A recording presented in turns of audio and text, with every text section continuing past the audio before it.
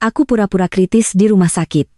Namun suami, mertua dan ipar malah asik liburan ke Dubai. Mereka yakin aku akan mati setelah menaruh racun ke jus minumanku demi menguasai harta dan rumahku.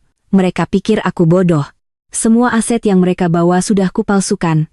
Kusiapkan kejutan istimewa untuk mereka dan kuat hancur tanpa sisa.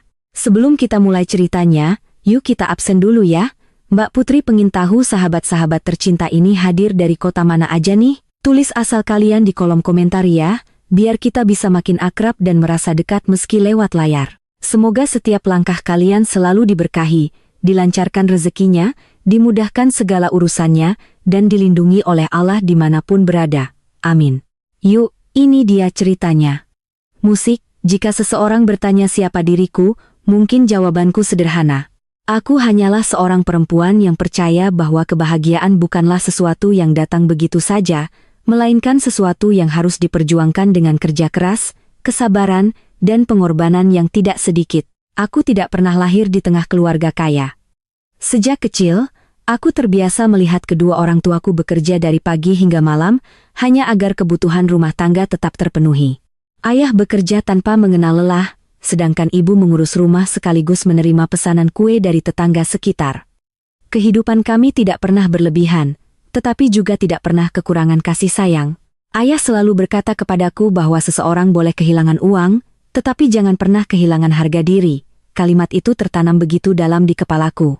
Karena itulah, sejak remaja aku sudah terbiasa mencari penghasilan sendiri. Aku membantu ibu membuat kue, menjualnya kepada teman-teman sekolah hingga menerima berbagai pekerjaan kecil setiap kali ada kesempatan. Bagiku bekerja bukanlah beban. Justru dari situlah aku belajar memahami arti menghargai setiap rupiah yang berhasil dikumpulkan. Setelah lulus kuliah, aku tidak langsung mencari pekerjaan kantoran seperti kebanyakan teman-temanku. Banyak orang menganggap keputusan itu terlalu berani. Sebagian bahkan mengatakan, aku hanya sedang membuang waktu. Namun, aku mempunyai keyakinan sendiri. Aku ingin membangun sesuatu yang benar-benar menjadi milikku. Awalnya hanya usaha kecil dari rumah. Aku menyewa ruangan sederhana yang bahkan lebih mirip gudang daripada kantor, meja kerjaku bekas. Kursinya tidak sama bentuknya. Pendingin ruangan pun belum ada. Saat siang hari, aku hanya mengandalkan kipas angin kecil yang berputar pelan di sudut ruangan. Setiap pagi aku membuka pintu kantor lebih awal daripada siapapun. Setiap malam pula aku menjadi orang terakhir yang mematikan lampu sebelum pulang. Aku mengurus semuanya sendiri, melayani pelanggan, mencatat keuangan, membalas pesan, mengantar pesanan, mengawasi kualitas barang, bahkan mengepel lantai kantor pun kulakukan tanpa merasa malu. Aku percaya bahwa tidak ada pekerjaan yang rendah selama dilakukan dengan cara yang benar. Tahun pertama tidak mudah, banyak kerugian. Beberapa pelanggan membatalkan pesanan. Ada pemasok yang membawa kabur uang muka. Ada pula rekan bisnis yang menghilang setelah menerima pembayaran. Aku menangis berkali-kali. Tetapi setiap kali ingin menyerah, aku selalu mengingat wajah kedua orang tuaku. Aku tidak ingin mereka merasa gagal membesarkanku. Perlahan usahaku mulai berkembang. Pelanggan bertambah, kepercayaan mulai tumbuh, orang-orang mulai mengenal kualitas pekerjaanku. Tanpa kuadari, usaha kecil itu berubah menjadi perusahaan yang mampu mempekerjakan puluhan orang. Beberapa tahun kemudian, jumlah karyawan terus bertambah, cabang baru mulai dibuka. Pendapatan perusahaan meningkat dari tahun ke tahun, namun semakin besar perusahaan yang kubangun, semakin kuat pula keinginanku untuk tetap hidup sederhana. Aku tidak pernah menyukai kemewahan yang dipamerkan. Aku lebih nyaman mengenakan pakaian yang rapi daripada pakaian bermerek dengan harga fantastis. Aku tidak pernah sengaja memperlihatkan saldo rekeningku kepada siapapun. Aku tidak suka mengunggah foto barang-barang mahal di media sosial. Bagiku kekayaan tidak perlu diumumkan.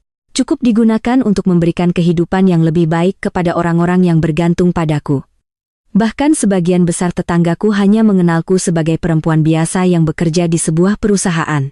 Mereka tidak tahu bahwa perusahaan itu sebenarnya milikku sendiri. Aku memang sengaja membiarkan semua berjalan seperti itu. Semakin sedikit orang mengetahui keadaan sebenarnya, semakin tenang kehidupanku. Kesederhanaan membuatku merasa lebih nyaman. Di tengah kesibukan mengembangkan usaha itulah, aku bertemu dengan Yoga.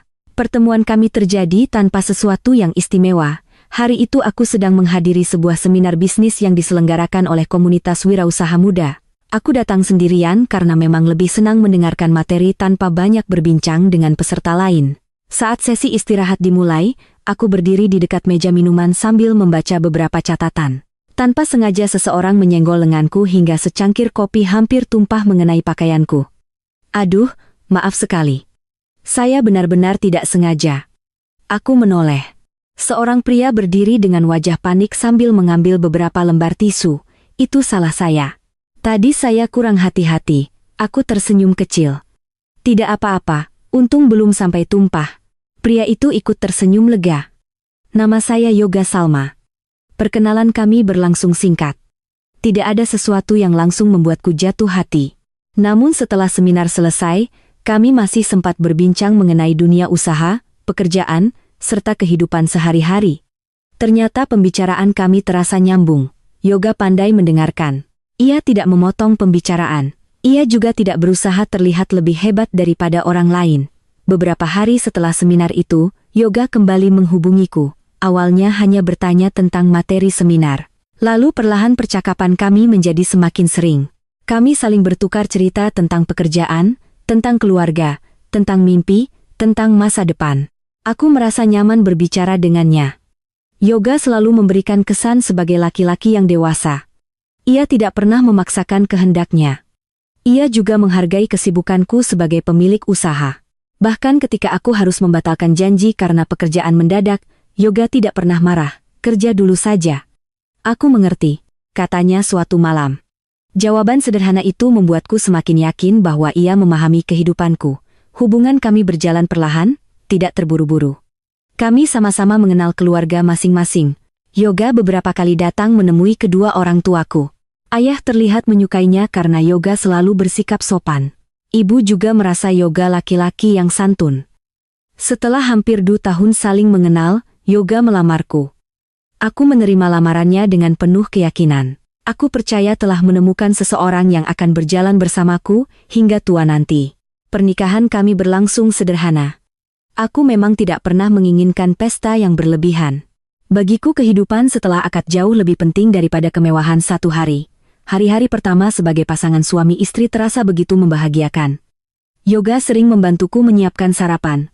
Ia mengantarkanku ke kantor jika jadwalnya memungkinkan. Setiap malam kami makan bersama sambil menceritakan kegiatan masing-masing. Aku merasa benar-benar memiliki pasangan yang bisa dijadikan teman hidup. Jika aku pulang dalam keadaan lelah, Yoga akan berkata, "Istirahat saja, sisanya biar aku yang bereskan." Kalimat sederhana itu selalu membuatku merasa dihargai. Aku semakin yakin telah memilih orang yang tepat. Tidak lama setelah menikah, aku juga mulai mengenal lebih dekat keluarga Yoga. Ibunya bernama Ibu Mala. Di hadapan banyak orang, Ibu Mala dikenal sebagai perempuan yang ramah. Beliau selalu tersenyum ketika menyambut tamu. Bicaranya lembut, pandai menjaga sikap. Tetangga sering memuji keramahan beliau. Aku pun merasakan perlakuan yang sama pada awalnya. Setiap kali aku datang, beliau selalu menyambut dengan hangat. "Salma, kamu sudah makan? Bunda buatkan teh hangat." Perhatian-perhatian kecil itu membuatku merasa diterima sebagai bagian dari keluarga. Selain Ibu Mala, ada Ayu, adik perempuan Yoga. Usianya tidak terpaut jauh denganku. Ayu termasuk orang yang mudah bergaul. Ia sering datang ke rumah hanya untuk mengobrol atau makan bersama. Kadang ia ikut membantu memilih dekorasi rumah. Kadang ia mengajakku berbelanja kebutuhan dapur. Aku menganggap Ayu seperti adikku sendiri. Aku tidak pernah memperhitungkan apa yang kuberikan kepada keluarga suamiku. Jika mereka membutuhkan bantuan, selama aku mampu aku akan membantu. Bagiku setelah menikah, keluarga Yoga juga menjadi keluargaku. Seiring berkembangnya perusahaan, kondisi keuanganku semakin stabil. Aku mulai membeli rumah yang selama ini kuimpikan. Rumah itu berdiri di kawasan yang tenang, jauh dari kebisingan pusat kota. Halamannya luas. Pepohonan tumbuh rindang di sekelilingnya. Aku sengaja memilih rumah yang memberi rasa damai ketika pulang setelah seharian bekerja. Rumah itu kubeli menggunakan hasil usahaku sendiri. Seluruh proses pembayaran kulakukan tanpa pinjaman. Aku merasa bangga karena setiap sudut rumah itu merupakan hasil jerih payah yang kukumpulkan selama bertahun-tahun. Selain rumah, aku juga membeli beberapa kendaraan untuk menunjang pekerjaan. Semuanya didaftarkan atas namaku sendiri. Bukan karena aku tidak mempercaya yoga, melainkan karena sejak awal penasihat hukum perusahaan memang menyarankan agar aset pribadi dipisahkan dengan administrasi lain supaya pengelolaannya lebih mudah. Aku mengikuti saran tersebut. Semua dokumen kusimpan rapi. Sertifikat rumah, surat kendaraan, dokumen perusahaan, perjanjian bisnis. Seluruhnya tersusun dalam sistem administrasi yang hanya ku ketahui bersama notaris dan penasihat hukumnya. Aku memang terbiasa teliti. Setiap perubahan kepemilikan harus melalui prosedur yang benar. Aku tidak pernah menandatangani dokumen tanpa membacanya terlebih dahulu. Aku juga selalu membuat salinan cadangan yang disimpan di tempat berbeda. Kebiasaan itu sudah kulakukan jauh sebelum menikah. Karena itulah hanya sedikit orang yang mengetahui keseluruhan aset yang kumiliki. Bahkan yoga sendiri hanya mengetahui sebagian. Bukan karena aku menyembunyikan sesuatu. Aku hanya merasa tidak semua hal harus dibicarakan setiap saat. Selama rumah tangga kami berjalan baik, aku tidak pernah menganggap hal itu sebagai masalah. Hari-hariku terasa penuh. Pagi berangkat bekerja, sore pulang ke rumah, makan malam bersama yoga. Sesekali menerima kunjungan Ibu Mala dan Ayu. Akhir pekan kami habiskan dengan berjalan-jalan atau sekadar menikmati waktu di rumah. Aku benar-benar merasa kehidupanku telah sampai pada titik yang selama ini kuimpikan. Pekerjaan berjalan baik. Rumah tangga terasa hangat. Keluarga terlihat saling menyayangi. Aku sering bersyukur sebelum tidur. Dalam doaku, aku selalu memohon agar kebahagiaan kecil yang kurasakan tidak cepat berlalu. Aku percaya bahwa selama kami saling menjaga kepercayaan, tidak ada badai yang mampu meruntuhkan rumah tangga ini. Aku sama sekali tidak menyadari bahwa di balik senyum yang kulihat setiap hari, perlahan sedang tumbuh sesuatu yang kelak akan mengubah seluruh hidupku. Perusahaanku terus berkembang jauh melampaui apa yang pernah kubayangkan beberapa tahun sebelumnya. Cabang baru mulai beroperasi, jumlah karyawan bertambah dan setiap bulan selalu ada proyek yang harus diawasi secara langsung. Kesibukanku meningkat, tetapi justru disitulah aku merasakan kepuasan. Semua yang kulakukan selama bertahun-tahun akhirnya membuahkan hasil. Hampir setiap pagi aku berangkat lebih awal. Sesampainya di kantor, jadwalku sudah dipenuhi rapat. Peninjauan proyek, pertemuan dengan klien, hingga evaluasi laporan keuangan. Telepon genggamku nyaris tidak pernah berhenti berdering. Namun, sepadat apapun pekerjaanku, aku selalu berusaha membagi waktu untuk keluarga. Jika memungkinkan, aku pulang sebelum malam. Kalau harus lembur, aku akan menghubungi yoga terlebih dahulu. Aku mungkin pulang sedikit terlambat. Masih ada rapat dengan tim yoga biasanya menjawab dengan suara tenang. Tidak apa-apa, hati-hati di jalan. Jawaban itu selalu membuatku merasa dihargai. Aku pun tidak pernah lupa membawa makanan kesukaan yoga ketika pulang. Kadang aku mampir membeli martabak, kadang makanan Jepang yang ia sukai, atau sekadar kopi hangat untuk kami nikmati bersama di teras rumah. Pada masa-masa itu, aku masih percaya bahwa perhatian kecil mampu menjaga keharmonisan rumah tangga. Tetapi perlahan, keadaan mulai berubah. Awalnya hanya perubahan kecil yang hampir tidak terasa. Yoga mulai lebih sering pulang larut malam, jam 09.00 malam, jam 10. Kadang mendekati tengah malam, ketika pintu rumah akhirnya terbuka, wajahnya tampak lelah. Ia langsung masuk ke kamar tanpa banyak berbicara. Aku tidak pernah langsung menuduh apapun. Ada pekerjaan tambahan? Tanyaku suatu malam sambil menyiapkan makan malam. Yoga melepas dasinya sebelum menjawab, iya, kantor sedang banyak target. Aku mengangguk. Kalau begitu makan dulu. Aku sudah menghangatkannya. Nanti saja aku capek.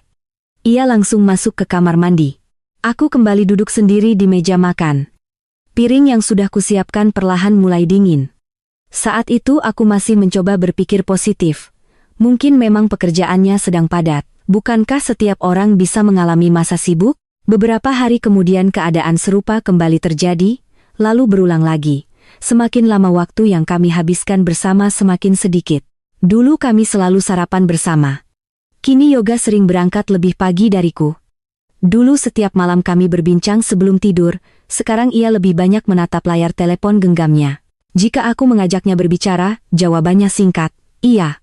Nanti lihat saja. Aku mulai kehilangan momen-momen sederhana yang dulu sangat kami nikmati. Namun aku masih berusaha memahami. Di sisi lain, kehadiran Ibu Mala di rumah justru semakin sering.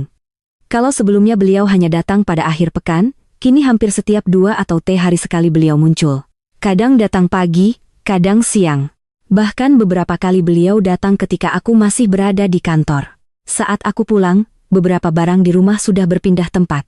Sofa ruang tamu bergeser, lemari dapur diatur ulang, peralatan makan diganti susunannya. Awalnya aku hanya tersenyum. Mungkin Bunda ingin membantu. Aku mencoba menghilangkan perasaan aneh yang mulai muncul. Suatu sore, aku melihat ruang tamu berubah total. Pot bunga yang kupilih sendiri dipindahkan. Lukisan pemberian ayah disimpan di gudang. Karpet favoritku digulung dan diganti dengan yang baru. Aku memandang semuanya beberapa saat, ibu malah keluar dari dapur sambil tersenyum. Bagaimana? Lebih bagus, kan? Aku tetap menjaga nada bicaraku. Bagus, Bunda.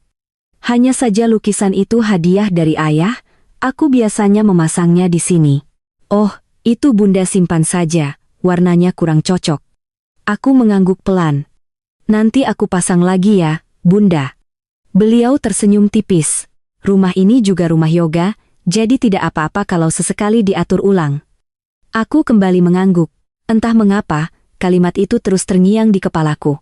Rumah ini memang ditempati bersama. Aku tidak pernah mempermasalahkan itu. Tetapi untuk pertama kalinya aku merasa seperti tamu di rumah yang ku beli sendiri. Aku mengusir pikiran itu jauh-jauh. Aku tidak ingin membesar-besarkan hal kecil. Namun setelah kejadian itu, ibu malah semakin sering mengambil keputusan tanpa bertanya kepadaku. Beliau memesan furnitur baru, mengganti beberapa hiasan, mengatur jadwal asisten rumah tangga, bahkan pernah meminta tukang mengecat salah satu ruangan tanpa berdiskusi denganku. Aku tetap memilih diam, kupikir mungkin beliau hanya ingin membantu.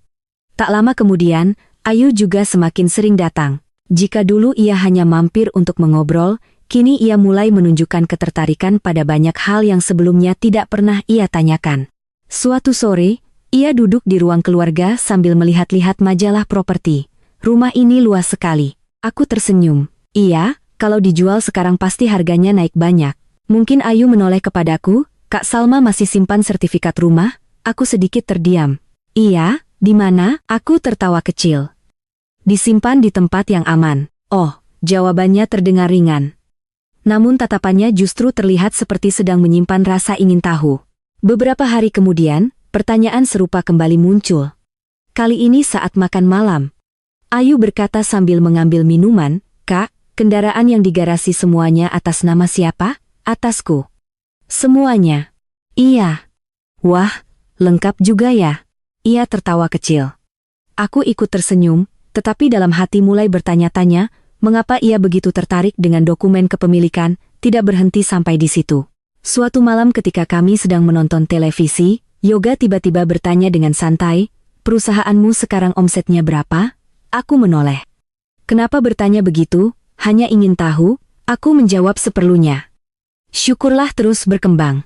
Yoga mengangguk, lalu rekening perusahaan ada berapa? Aku sedikit heran. Cukup untuk operasional. Maksudku jumlah rekening ada beberapa. Yoga kembali diam. Pembicaraan itu berhenti begitu saja.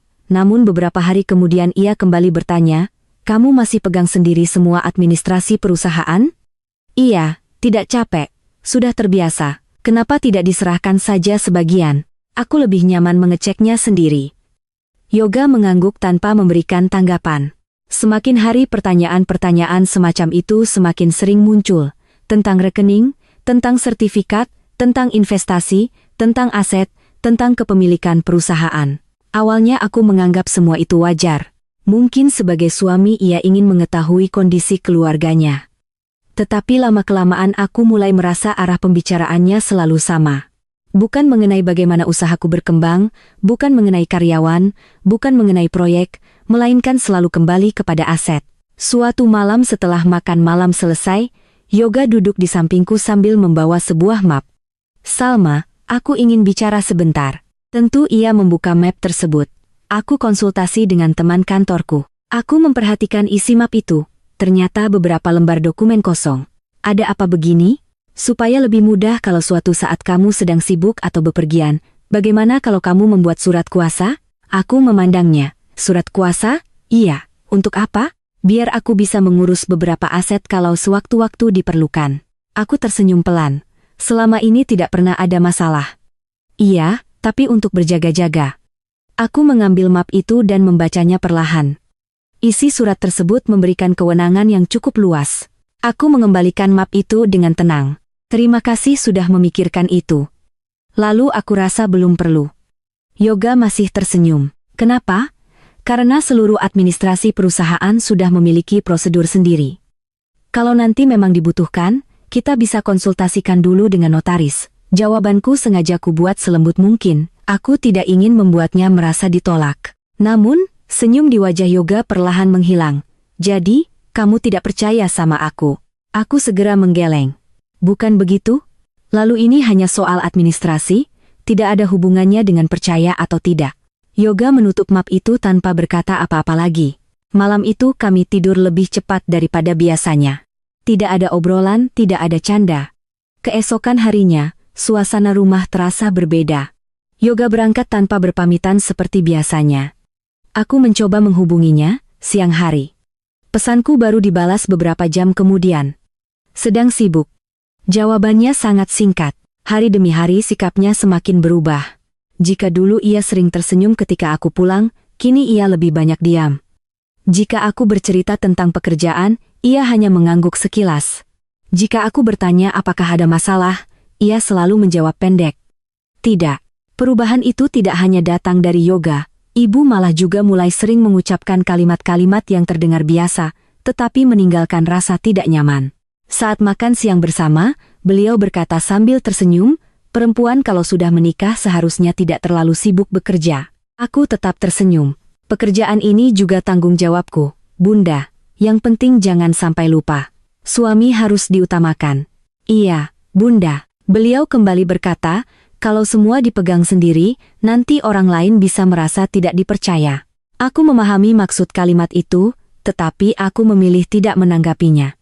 Beberapa hari kemudian, Ayu ikut menambahkan, Kak Salma hebat sih, semua diurus sendiri. Aku tersenyum, masih belajar. Tapi aku lihat istri teman kakakku beda. Maksudnya mereka menyerahkan semua urusan ke suaminya, katanya supaya suami merasa dihargai. Aku hanya tersenyum tipis. Perbandingan seperti itu mulai sering ku dengar. Kakak ini terlalu mandiri. Istri yang baik biasanya begini. Kalau sudah menikah tidak perlu terlalu berhitung. Kalimat-kalimat tersebut selalu diucapkan dengan nada lembut, tidak pernah berupa bentakan, tidak pernah terdengar kasar.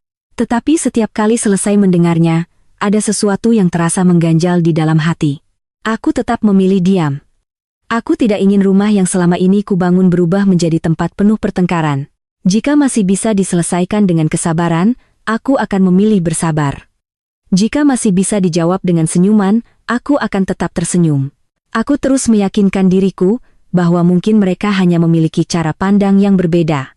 Namun semakin lama, perasaan tenang yang dulu selalu kurasakan setiap kali pulang ke rumah mulai memudar sedikit demi sedikit. Aku masih mempercaya Yoga, aku masih menghormati Ibu Mala, aku masih menganggap Ayu sebagai adik sendiri. Tetapi untuk pertama kalinya sejak menikah, muncul sebuah pertanyaan yang tidak mampu kuabaikan. Mengapa orang-orang yang paling dekat denganku tiba-tiba lebih tertarik membicarakan harta daripada kebahagiaan keluargaku? Pertanyaan itu tidak pernah kupatahkan dengan jawaban. Ia justru tumbuh pelan mengisi setiap sudut pikiranku. Dan tanpa kusadari kepercayaan yang selama ini kuberikan sepenuh hati mulai menunjukkan retakan-retakan kecil yang belum terlihat oleh siapapun. Perasaan tidak nyaman yang selama ini hanya muncul sesekali mulai berubah menjadi kewaspadaan. Aku tidak lagi menganggap semua kejanggalan sebagai kebetulan. Setiap pulang kerja, aku mulai memperhatikan keadaan rumah lebih teliti daripada biasanya. Hal-hal kecil yang dulu tidak pernah kupedulikan kini justru menjadi sesuatu yang sulit kuabaikan. Suatu sore aku memasuki ruang kerja yang berada di lantai 2 rumah. Ruangan itu selalu menjadi tempat favoritku sejak kami pindah ke rumah ini. Di sanalah aku menyimpan berbagai dokumen penting, menyusun laporan perusahaan, sekaligus menyelesaikan pekerjaan yang belum selesai dari kantor. Semuanya selalu kususun rapi. Aku hafal letak setiap map. Aku hafal urutan setiap laci. Aku bahkan bisa mengetahui jika ada satu lembar kertas berpindah tempat. Hari itu aku bermaksud mengambil berkas kerja sama dengan salah satu klien lama. Saat membuka lemari arsip, dahiku langsung berkerut. Map berwarna biru yang biasanya berada di rak kedua justru berada di rak paling bawah. Aku mengangkatnya perlahan. Tidak hanya map itu, beberapa map lain juga berubah posisi. Aku mencoba mengingat-ingat. Mungkin aku sendiri yang lupa meletakkannya. Namun semakin kupikirkan, semakin aku yakin bahwa aku tidak pernah menaruhnya di sana. Aku membuka isi map satu persatu. Tidak ada dokumen yang hilang, semuanya masih lengkap, hanya susunannya yang berubah. Aku menghembuskan napas panjang. Mungkin aku terlalu lelah. Gumamku pelan. Aku berusaha menghilangkan kecurigaan yang mulai muncul. Tetapi kejadian berikutnya membuatku tidak lagi bisa menenangkan diri. 2 hari kemudian aku hendak menggunakan laptop pribadiku untuk mengikuti rapat daring. Begitu layar menyala, muncul pemberitahuan bahwa kata sandi telah dimasukkan beberapa kali sebelum aku menggunakannya. Aku mengernyit. Aneh, laptop itu selalu kubawa ke kantor dan kubawa pulang kembali. Jarang sekali kutinggalkan begitu saja. Aku membuka riwayat aktivitas. Ada beberapa percobaan masuk pada malam sebelumnya. Jamnya sekitar pukul 1130. Saat itu aku sudah tertidur. Aku mencoba mengingat apakah aku sempat membuka laptop sebelum tidur. Karena malam itu aku langsung beristirahat setelah makan malam. Aku kembali memeriksa. Beberapa folder sempat dibuka. Meski tidak ada file yang berubah, seseorang jelas telah mencoba melihat isi laptopku. Dadaku mulai terasa sesak. Aku tidak langsung menuduh siapapun. Namun, sejak hari itu, aku mengganti seluruh kata sandi perangkat elektronik milikku, laptop, ponsel, penyimpanan awan, seluruh akun penting. Aku juga mengaktifkan sistem keamanan berlapis yang selama ini belum pernah gunakan. Aku mulai merasa bahwa ada seseorang yang sedang berusaha mengetahui lebih banyak tentang kehidupanku. Belum selesai aku mencerna semua itu, bagian keuangan perusahaan menghubungiku. Bu Salma, kami ingin mengonfirmasi satu transaksi. Transaksi apa? Transfer kecil dari rekening operasional. Aku langsung membuka aplikasi perbankan. Benar. Ada beberapa transaksi yang nominalnya tidak terlalu besar, jumlahnya memang tidak sampai mengganggu kondisi perusahaan. Namun aku sama sekali tidak pernah menyetujuinya. Siapa yang mengajukan? Belum diketahui, Bu, karena sistem mencatat ada proses verifikasi yang tidak biasa. Aku meminta seluruh data transaksi dikirimkan ke email pribadiku. Sepanjang perjalanan pulang, pikiranku dipenuhi berbagai pertanyaan. Nominalnya memang kecil, tetapi justru itulah yang membuatku semakin waspada. Orang yang berniat mencuri biasanya tidak langsung mengambil dalam jumlah besar. Mereka akan menguji keadaan terlebih dahulu. Malam itu aku memeriksa seluruh mutasi rekening hingga beberapa bulan ke belakang. Aku menemukan beberapa transaksi lain dengan pola serupa, tidak banyak, tidak mencolok. Namun cukup untuk membuatku sadar bahwa seseorang sedang mencoba membuka celah. Aku memutuskan tidak memberitahu Yoga terlebih dahulu. Aku ingin memastikan semuanya sebelum mengambil kesimpulan. Beberapa hari kemudian saat kami sedang menikmati makan malam, Yoga tiba-tiba bertanya dengan nada santai. Salma, iya, password email kantor kamu apa? Aku menatapnya beberapa detik. Untuk apa? Kalau sewaktu-waktu kamu sibuk, siapa tahu aku bisa bantu buka email. Aku tersenyum kecil. Terima kasih. Tapi semua email perusahaan sudah ditangani tim administrasi. Maksudku email pribadimu yang itu lebih banyak urusan perusahaan. Yoga tertawa kecil. Memangnya aku tidak boleh tahu? Aku tetap menjaga nada bicaraku. Bukan tidak boleh. Hanya saja aku memang tidak pernah membagikan password kepada siapapun termasuk suami. Aku mengangguk pelan. Ini kebiasaan sejak dulu semua akun memakai perlindungan khusus. Yoga mengambil gelas minumnya. Oh, begitu. Percakapan selesai, namun entah mengapa sorot matanya terlihat berbeda. Bukan kecewa, melainkan seperti sedang memikirkan sesuatu. Hari-hari berikutnya, pertanyaan serupa kembali muncul dalam bentuk yang berbeda. Password penyimpanan data juga sama. Kode brankas masih yang lama. Kamu hafal semua sendiri? Aku hanya menjawab seperlunya. Semakin banyak pertanyaan itu muncul, semakin aku memilih berhati-hati. Suatu siang ketika aku sedang membantu Ibu Mala menyiapkan makan, beliau tiba-tiba berkata sambil memotong sayuran, Salma, iya, Bunda, kamu sudah pernah membuat surat waris. Aku menghentikan gerakan tanganku. Belum, harusnya mulai dipikirkan. Aku tersenyum tipis. Masih lama. Kita tidak pernah tahu umur. Aku mengangguk. Itu benar. Bunda hanya mengingatkan. Kalau sesuatu terjadi semuanya jadi jelas. Aku mencoba mengalihkan pembicaraan. Nanti kalau memang diperlukan pasti akan kuus.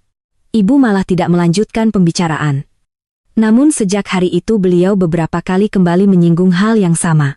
Kadang saat makan, kadang ketika menonton televisi, kadang ketika sedang minum teh sore, selalu dengan kalimat berbeda, tetapi tujuan yang sama. Surat waris. Semakin sering ku dengar, semakin besar pula rasa tidak nyamanku. Aku mulai bertanya-tanya dalam hati, mengapa mereka begitu sering membahas sesuatu yang berkaitan dengan pembagian harta? Bukankah aku masih sehat? Bukankah usiaku masih jauh dari kata tua? Suatu sore aku pulang lebih cepat dari biasanya. Rumah tampak sepi. Aku mendengar suara Ayu berasal dari ruang kerja. Langkahku spontan melambat. Pintu ruangan tidak tertutup rapat. Melalui celah kecil itu, aku melihat Ayu berdiri di depan meja kerjaku. Tangannya memegang ponsel. Awalnya kupikir ia hanya sedang menelepon, namun beberapa detik kemudian layar ponselnya berkedip lalu berkedip lagi. Ia sedang memotret. Yang membuat jantungku berdetak lebih cepat adalah arah kamera ponselnya. Berkas-berkas perusahaan yang kutinggalkan di meja. Aku tidak langsung masuk. Aku memilih mengamati beberapa saat. Ayu mengambil beberapa foto lagi kemudian buru-buru mengembalikan map ke posisi semula. Saat aku sengaja berdeham dari luar ruangan, Ayu tampak terkejut. Kak Salma, aku tersenyum seolah tidak mengetahui apapun. Sudah lama datang. Baru saja lagi apa tadi cari charger? Aku mengangguk. Oh, begitu. Ia segera keluar sambil tersenyum canggung. Aku masuk ke ruang kerja. Map yang tadi dipotretnya masih berada di meja. Aku membuka isinya. Tidak ada yang berubah. Namun, kini aku tidak bisa lagi menganggap semua ini sebagai kebetulan. Malam itu aku duduk sendirian di ruang kerja. Untuk pertama kalinya aku mengambil keputusan yang selama ini selalu kuhindari. Aku harus mulai melindungi diriku sendiri. Keesokan harinya sebelum berangkat ke kantor, aku menghubungi salah satu teknisi keamanan yang sudah lama bekerja sama dengan perusahaan. Aku ingin memasang beberapa kamera di kantor Bu, bukan di rumah. Teknisi itu datang ketika Yoga sedang bekerja. Pemasangan dilakukan dengan sangat rapi. Kamera-kamera berukuran kecil dipasang di beberapa titik yang tidak mudah terlihat. Ruang kerja, koridor menuju ruang arsip, ruang keluarga, garasi, dan area dekat lemari tempat penyimpanan dokumen. Semua terhubung langsung ke ponsel pribadiku. Tidak ada seorang pun di rumah yang mengetahui keberadaan kamera tersebut. Sore harinya aku kembali ke kantor. Aku memanggil kepala bagian hukum perusahaan. Di ruang rapat hanya ada kami berdua. Ada yang ingin saya periksa secara menyeluruh. Beliau menatapku serius. Tentang apa, Bu? Seluruh aset pribadi dan aset perusahaan. Apakah ada masalah? Aku belum bisa memastikan. Beliau tidak banyak bertanya. Sebagai orang yang sudah bekerja bersamaku selama bertahun-tahun, ia memahami bahwa aku tidak akan meminta pemeriksaan tanpa alasan. Selama hampir seminggu, tim hukum melakukan pengecekan terhadap seluruh dokumen, rumah, tanah, kendaraan, saham, rekening, investasi, seluruhnya diperiksa satu persatu. Hasilnya membuatku sedikit lega. Tidak ada aset yang berpindah ke pemilikan, namun aku memutuskan mengambil langkah berikutnya. Seluruh sertifikat asli dipindahkan dari brankas rumah. Aku menyimpannya di tempat yang jauh lebih aman, yaitu ruang penyimpanan khusus milik kantor notaris yang telah lama menjadi rekan perusahaan. Tidak ada lagi dokumen asli yang tersisa di rumah. Sebagai gantinya, aku meminta dibuatkan salinan dengan kualitas sangat tinggi. Ukurannya sama, warnanya sama, capnya tampak serupa, sekilas hampir mustahil dibedakan oleh orang awam. Salinan itu kemudian kusimpan kembali di tempat semula. Jika seseorang mencoba mengambilnya tanpa sepengetahuanku, mereka hanya akan membawa dokumen yang tidak memiliki kekuatan hukum. Aku juga mulai menyusun ulang sistem keuangan. Dana operasional tetap berada di rekening utama agar aktivitas perusahaan berjalan normal. Namun sebagian besar dana cadangan, investasi, dan keuntungan bersih kupindahkan secara bertahap ke rekening perusahaan induk yang hanya diketahui oleh segelintir orang kepercayaanku. Pemindahan itu dilakukan sedikit demi sedikit, tidak sekaligus tidak mencolok. Semuanya melalui prosedur resmi sehingga tidak menimbulkan kecurigaan. Aku bahkan meminta bagian akuntansi merahasiakan seluruh proses tersebut. Jangan ada yang membicarakan ini di luar ruangan ini. Baik, Bu Salma. Hari-hari berikutnya aku menjalani kehidupan seperti biasa. Aku tetap berangkat bekerja, tetap makan malam bersama Yoga, tetap menyambut kedatangan Ibu Mala dengan senyum, tetap berbincang santai dengan Ayu. Tidak ada satupun dari mereka yang menyadari bahwa aku telah mengubah begitu banyak hal di belakang mereka. Aku juga tidak menunjukkan perubahan sikap. Aku masih tertawa ketika Yoga bercerita tentang pekerjaannya. Aku masih menyiapkan teh kesukaan Ibu Mala setiap kali beliau datang. Aku masih menemani Ayu mengobrol di ruang keluarga. Di hadapan mereka, aku tetap menjadi Salma yang sama, perempuan yang terlihat percaya kepada keluarganya. Padahal diam-diam aku sedang mengamati setiap gerakan mereka, setiap tatapan, setiap pertanyaan, setiap perubahan kecil yang terjadi di rumah ini. Semakin banyak langkah pengamanan yang kulukan, semakin kuat pula firasat yang tumbuh di dalam hatiku. Apa yang mereka inginkan tampaknya bukan sekadar mengetahui isi rekeningku, bukan pula hanya ingin melihat sertifikat rumah, semua pertanyaan, semua gerakan diam-diam, dan semua kejanggalan yang terjadi selama beberapa bulan terakhir perlahan membentuk sebuah gambaran yang membuat bulu kuduku meremang. Aku mulai yakin bahwa seseorang sedang menyusun rencana yang jauh lebih besar daripada yang pernah kubayangkan. Beberapa hari setelah kamera-kamera kecil itu terpasang di beberapa sudut rumah, aku mulai menjalani rutinitas baru. Setiap malam sebelum tidur, aku meluangkan waktu sekitar 30 menit untuk membuka aplikasi pemantau yang terhubung langsung ke ponselku. Awalnya tidak ada sesuatu yang mencurigakan. Rekaman hanya memperlihatkan aktivitas sehari-hari. Asisten rumah tangga membersihkan ruang tamu, petugas kebersihan merapikan halaman. Ibu malah sesekali datang membawa makanan. Ayu duduk menonton televisi sambil bercakap-cakap dengan Yoga. Semuanya tampak biasa. Bahkan sempat terlintas dalam pikiranku bahwa mungkin aku memang terlalu berlebihan. Mungkin semua kejanggalan yang kurasakan hanyalah akibat terlalu banyak bekerja. Aku hampir memutuskan untuk menghentikan pengawasan itu. Namun, suatu sore ketika aku masih berada di kantor, telepon genggamku mengirimkan pemberitahuan bahwa ada aktivitas di ruang kerja rumah. Jam menunjukkan pukul 20 menit, seharusnya saat itu tidak ada siapapun yang berada di ruangan tersebut. Aku segera membuka tayangan langsung, yang terlihat di layar membuatku spontan menghentikan pekerjaanku. Yoga memasuki ruang kerja. Tidak lama kemudian Ibu malah menyusul. Beberapa menit berikutnya Ayu ikut bergabung. Mereka memastikan pintu tertutup rapat sebelum mulai berbicara. Aku menaikkan volume suara. Percakapan mereka terdengar pelan tetapi cukup jelas untuk dipahami. Yoga mengeluarkan beberapa lembar kertas dari dalam sebuah map. Ibu malah memperhatikannya dengan serius. Ayu beberapa kali menunjuk ke arah gambar yang tampaknya merupakan denah rumah. Aku memperbesar tampilan layar. Mereka sedang membahas rumah yang kutinggali. Jantungku mulai berdegup lebih cepat. Yoga menunjuk beberapa bagian sambil berbicara pelan. Ibu malah mengangguk berkali-kali. Sesekali Ayu menuliskan sesuatu di buku kecil yang dibawanya. Aku belum mengetahui isi pembicaraan mereka secara utuh. Namun ekspresi wajah ketiganya sama sekali tidak seperti orang yang sedang membahas renovasi atau penataan rumah. Mereka tampak sangat serius. Percakapan berlangsung hampir 20 menit. Sesekali terdengar kata-kata yang membuat napasku terasa berat. Harganya sekarang sudah jauh naik. Kalau digabung semuanya nilainya besar. Aku memutar ulang bagian itu, lalu memutarnya lagi. Dan sekali lagi aku mulai mencatat setiap kalimat yang berhasil kudengar dengan jelas. Malam harinya, setelah pulang ke rumah, aku bersikap seolah tidak mengetahui apapun. Aku masih menyapa Yoga seperti biasa. Aku pulang. Yoga menoleh dari ruang keluarga, capek sedikit. Makan malam sudah siap. Aku tersenyum. Terima kasih. Sepanjang makan malam, tidak ada satupun perubahan sikap yang kutunjukkan. Aku tertawa ketika Ayu menceritakan kejadian lucu di tempat kerjanya. Aku juga masih mendengarkan cerita Ibu Mala tetangga sebelah rumah.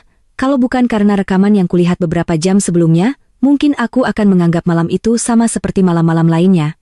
Namun, kini setiap senyum yang mereka berikan terasa berbeda.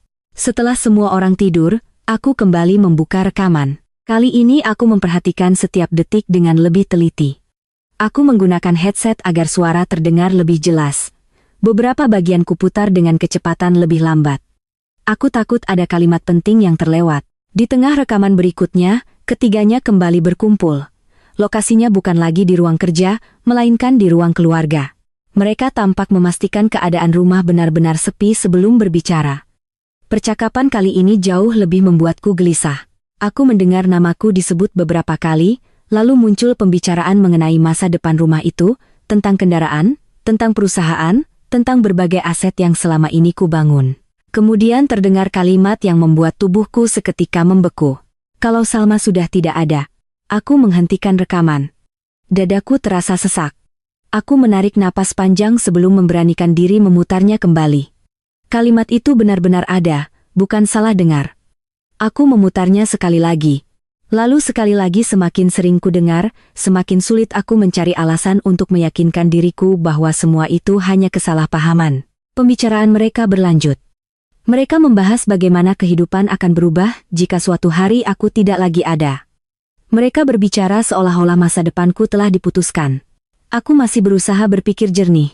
Mungkin yang mereka maksud adalah kemungkinan terburuk yang bisa terjadi pada siapapun. Bukankah setiap keluarga kadang membahas hal semacam itu, namun harapan itu perlahan memudar ketika rekaman berikutnya memperlihatkan percakapan lain. Mereka membicarakan kebiasaan-kebiasaanku. Jam berapa biasanya aku sarapan? Apa yang paling sering kupilih ketika makan? Minuman apa yang paling kusukai saat berada di rumah? Mereka juga beberapa kali membahas pentingnya memilih waktu yang tidak menimbulkan kecurigaan.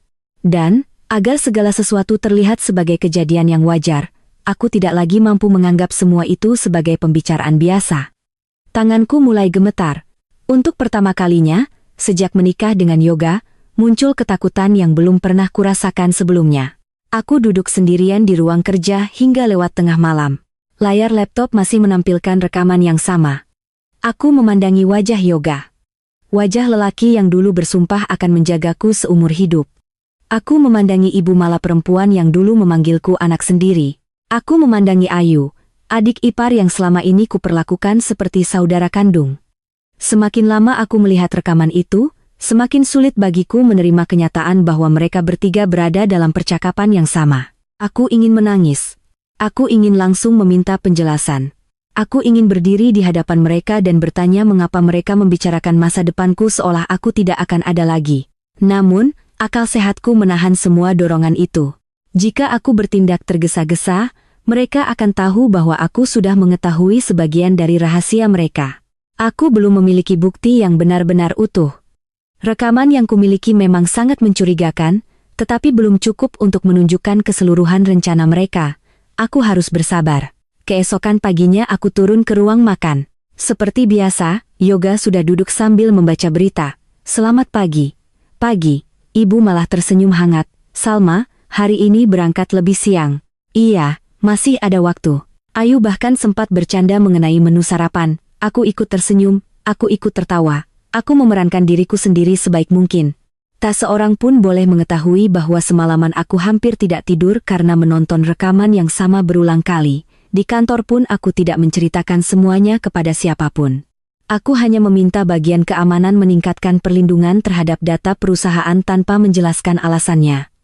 Aku menyimpan salinan rekaman di beberapa media penyimpanan berbeda. Satu kusimpan di kantor, satu lagi di tempat yang hanya ku ketahui sendiri. Aku tidak ingin mengambil risiko kehilangan bukti. Meski begitu, jauh di dalam hatiku, aku sadar bahwa rekaman itu mungkin baru permulaan. Ada sesuatu yang masih belum terungkap. Ada bagian penting yang belum berhasil kutemukan. Dan sebelum mengambil langkah apapun, aku harus memastikan bahwa semua dugaan ini didukung oleh bukti yang tidak dapat dibantah. Aku memutuskan untuk tetap diam, terus mengawasi setiap gerakan mereka, dan mengumpulkan fakta sebanyak mungkin. Aku tidak akan bertindak hanya berdasarkan rasa takut. Aku akan menunggu hingga kebenaran itu memperlihatkan dirinya secara utuh. Pagi itu dimulai seperti pagi-pagi sebelumnya. Sinar matahari menembus tirai ruang makan, menciptakan garis-garis cahaya yang jatuh di atas meja kayu yang selama ini menjadi tempat kami menikmati sarapan bersama. Aku baru selesai bersiap untuk berangkat ke kantor ketika mencium aroma buah segar dari dapur. Sudah lama Yoga tidak menyiapkan sarapan untukku. Karena itu ketika melihatnya berdiri di depan meja dapur dengan 2 gelas jus, aku sempat tersenyum. Rajin sekali pagi ini, kataku sambil meletakkan tas kerja di kursi. Yoga menoleh dan membalas senyumku. Sesekali boleh, kan? Tentu. Ia menggeser salah satu gelas ke arahku. Aku tahu kamu suka jus ini. Aku memandangi gelas bening di hadapanku. Warnanya tampak segar, tidak ada sesuatu yang terlihat berbeda. Namun entah mengapa, sejak melihatnya ada perasaan yang sulit kujelaskan, bukan takut, Lebih tepatnya sebuah firasat yang tiba-tiba muncul begitu saja. Aku berusaha mengusir pikiran itu. Mungkin aku terlalu banyak berpikir setelah melihat berbagai rekaman dari kamera tersembunyi. Aku menarik kursi dan duduk perlahan. Belum sempat aku mengangkat gelas itu, suara langkah kaki terdengar dari arah ruang tamu. Ibu malah datang sambil tersenyum lebar. Wah, pagi-pagi sudah dibuatkan sarapan sama Yoga. Beliau duduk di hadapanku. Beruntung sekali kamu, aku tersenyum tipis. Iya, Bunda. Beberapa saat kemudian Ayu juga muncul. Ia langsung menghampiri meja makan. Kak Salma, diminum dulu sebelum dingin. Aku menoleh kepadanya. Iya, Ayu tertawa kecil. Ayo, Kak, nanti terlambat ke kantor. Aku memperhatikan mereka bertiga secara bergantian. Yoga berdiri di samping meja. Ibu malah memandangku tanpa berkedip. Ayu ikut memperhatikanku sambil tersenyum. Aku tidak tahu mengapa suasana pagi itu terasa begitu berbeda. Biasanya mereka sibuk dengan urusan masing-masing. Namun kali ini perhatian mereka seolah hanya tertuju kepadaku. Aku mencoba mencairkan suasana. Kenapa semuanya diam, bukannya ikut sarapan? Yoga menjawab singkat. Kami nanti saja. Aku kembali memandangi gelas di depanku. Dalam hati muncul pertentangan.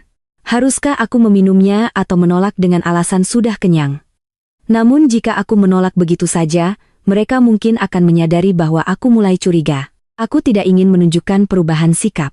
Selama ini aku sudah berusaha keras berpura-pura, tidak mengetahui apapun. Aku tidak boleh merusaknya sekarang.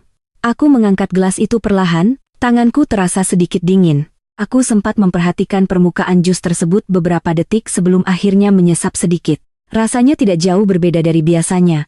Aku meletakkan kembali gelas itu. Enak kataku pelan. Yoga tersenyum. Minum lagi. Aku mengangguk tetapi tidak langsung melakukannya.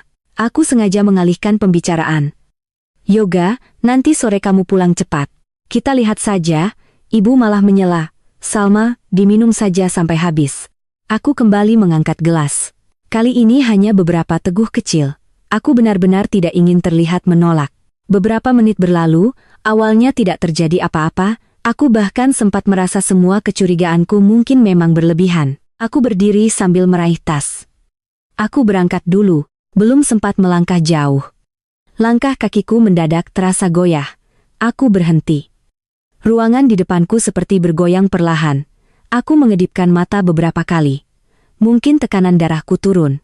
Aku mencoba menarik napas panjang. Namun rasa tidak nyaman itu justru semakin kuat.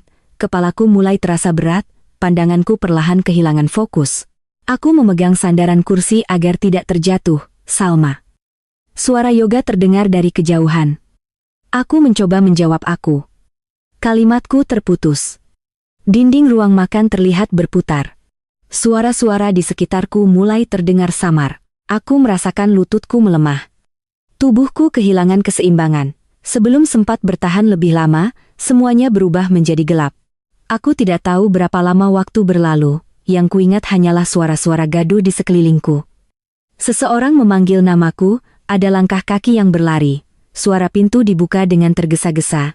Ketika kesadaranku muncul sesaat, aku merasakan tubuhku sedang dipindahkan. Mataku sulit terbuka. Kelopak mataku terasa sangat berat. Suara sirene terdengar samar di kejauhan. Kemudian semuanya kembali menghilang. Saat berikutnya aku membuka mata. Yang kulihat hanyalah cahaya putih di langit-langit. Bau khas rumah sakit memenuhi penciumanku. Aku mencoba menggerakkan tangan. Sulit. Tubuhku terasa lemah. Suara beberapa orang terdengar saling berbicara. Ada respons. Tekanan darahnya mulai stabil. Lanjutkan observasi. Aku ingin bertanya apa yang terjadi, namun bibirku terasa kaku. Tidak lama kemudian, seseorang memeriksa denyut nadiku. Ada cahaya senter kecil yang diarahkan ke mataku. Aku kembali menutup mata karena silau. Suara dokter terdengar tenang. Kita masih perlu memastikan penyebab kondisinya. Semua pemeriksaan laboratorium harus segera diselesaikan. Aku kembali tenggelam dalam keadaan setengah sadar. Aku tidak mampu membedakan mana mimpi dan mana kenyataan. Yang terdengar hanya potongan-potongan suara yang datang silih berganti. Beberapa jam kemudian, kesadaranku perlahan membaik. Aku masih belum sanggup membuka mata sepenuhnya, namun pendengaranku mulai jelas. Aku menyadari ada beberapa orang berada jauh dari tempat tidurku. Mereka berbicara dengan suara pelan, Kupikir itu dokter dan perawat. Ternyata bukan. Aku mengenali suara pertama. Yoga. Lalu suara Ibu Mala. Disusul suara Ayu, mereka mengira aku masih belum bisa mendengar apapun. Karena itulah mereka berbicara lebih bebas daripada biasanya. Potongan-potongan kalimat mulai masuk ke telingaku. Mereka tidak terdengar sedang mengkhawatirkan keadaanku. Yang mereka bicarakan justru membuat darahku terasa membeku. Aku mendengar namaku disebut berulang kali, lalu pembicaraan beralih kepada rumah. Kemudian mengenai perusahaan tentang berbagai aset yang selama ini ku kelola. Mereka berbicara seolah semua itu hanya tinggal menunggu waktu. Aku ingin membuka mata saat itu juga. Aku ingin berteriak bahwa aku masih hidup. Namun, naluriku mengatakan untuk tetap diam. Aku terus mendengarkan. Semakin banyak kalimat yang masuk ke telingaku, semakin jelas pula satu kenyataan yang selama ini hanya menjadi dugaan. Seluruh kejanggalan yang kualami selama beberapa bulan terakhir ternyata saling berkaitan. Pertanyaan mengenai sertifikat, rasa ingin tahu terhadap rekening, percakapan yang terekam kamera. Perubahan sikap mereka semua perlahan membentuk satu gambaran utuh yang membuat dadaku terasa sesak. Aku tetap memejamkan mata. Air mata mengalir perlahan di sudut mataku tanpa mampu kutan. Bukan karena tubuhku lemah, melainkan karena untuk pertama kalinya dalam hidupku. Aku benar-benar memahami bahwa orang-orang yang selama ini kuanggap keluarga ternyata menyimpan wajah lain yang sama sekali tidak pernah kubayangkan. Dan saat itulah aku sadar semua kecurigaanku selama ini bukan sekadar firasat. Kenyataan yang sesungguhnya jauh lebih mengerikan daripada apapun yang pernah kubayangkan. Kesadaranku kembali perlahan. Suara alat pemantau detak jantung terdengar teratur di samping tempat tidur. Aroma obat-obatan memenuhi ruangan. Kelopak mataku masih terasa berat, tetapi kali ini pikiranku jauh lebih jernih dibanding sebelumnya. Aku mencoba menggerakkan jemariku. Pelan. Masih lemah, tetapi sudah mampu merespons. Beberapa saat kemudian terdengar suara pintu dibuka. Langkah kaki mendekat ke arah tempat tidurku. Apa Ibu Salma sudah bisa mendengar saya? Aku tidak langsung menjawab. Naluriku mengatakan agar tetap diam. Dokter memeriksa denyut nadiku lalu memeriksa pupil mataku dengan senter kecil. Setelah memastikan tidak ada orang lain di dalam ruangan selain seorang perawat, beliau berbicara dengan suara yang jauh lebih pelan.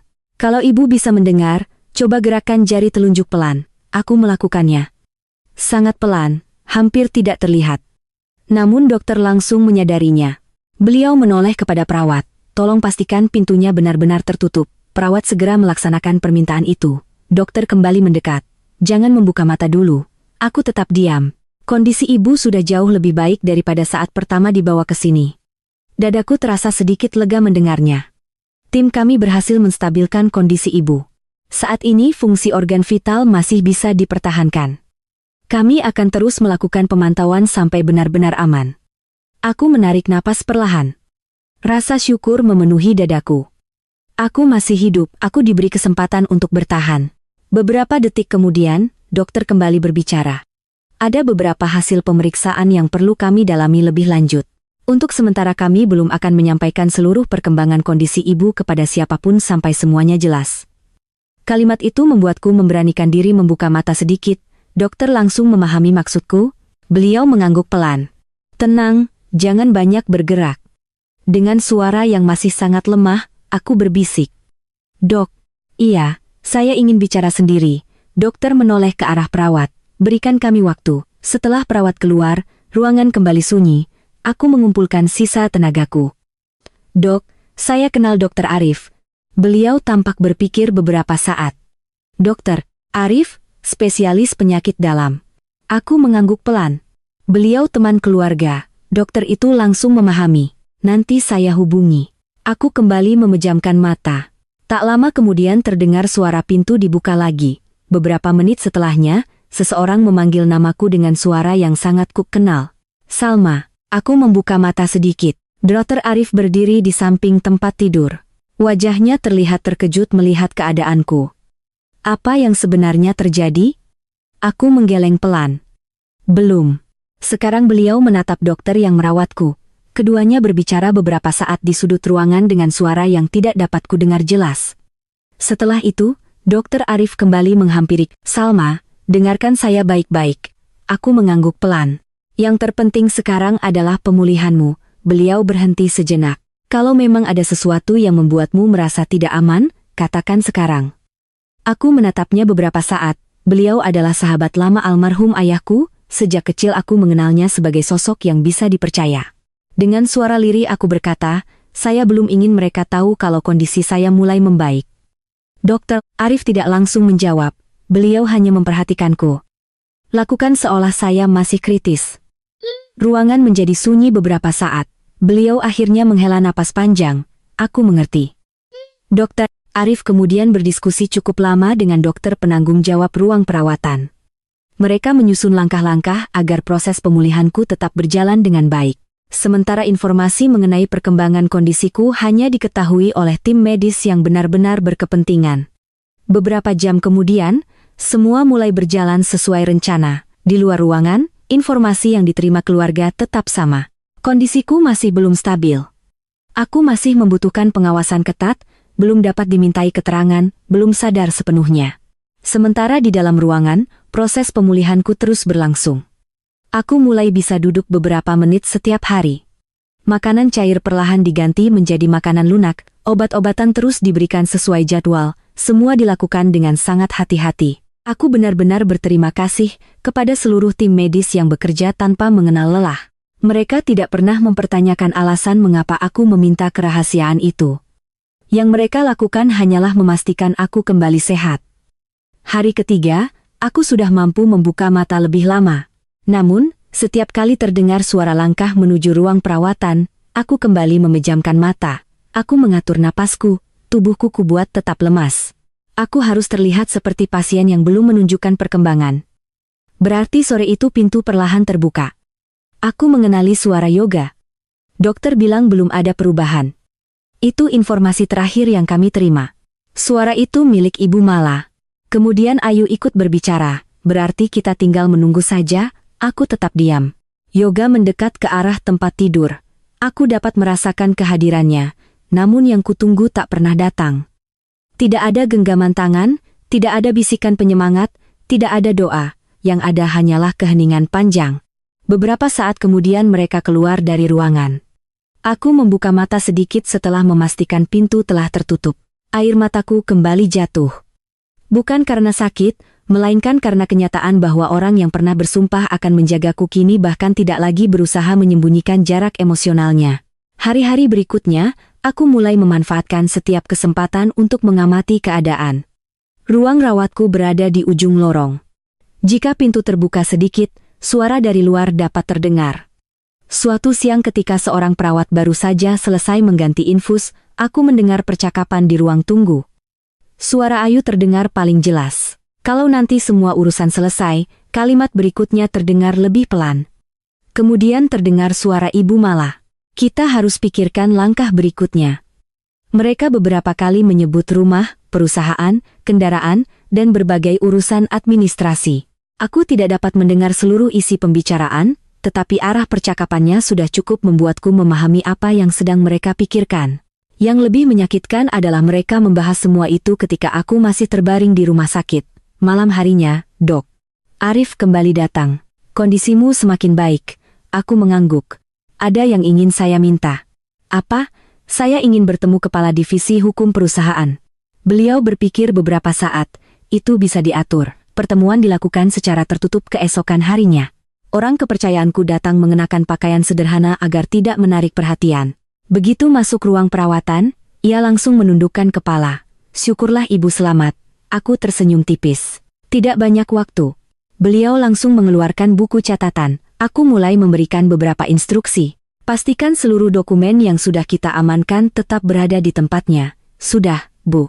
Bagaimana dengan salinan yang kita siapkan beberapa hari lalu? Semuanya selesai. Aku mengangguk pelan. Mulai gunakan salinan administrasi sesuai rencana.